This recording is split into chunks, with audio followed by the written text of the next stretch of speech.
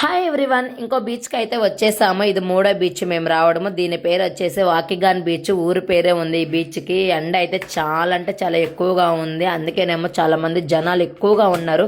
Car park చేసి ఇంక లోపలికి అయితే వెళ్తున్నాము. మా ఇంటి దగ్గర నుంచే 15 మినిట్స్. ఇంకా మా వారు ఆఫీస్ నుంచి రాగానే పిల్లలు ఎక్కడికి తీసుకెళ్తావు డాడీ, ఏం డాడీ కూర్చున్నావు, పార్క్కి వెళ్దామని చెప్పి అడుగుతూ ఉంటే వద్దులమ్మ బీచ్కి వెళ్దాము దగ్గర అని చెప్పేసి ఇక్కడ తీసుకొచ్చారు.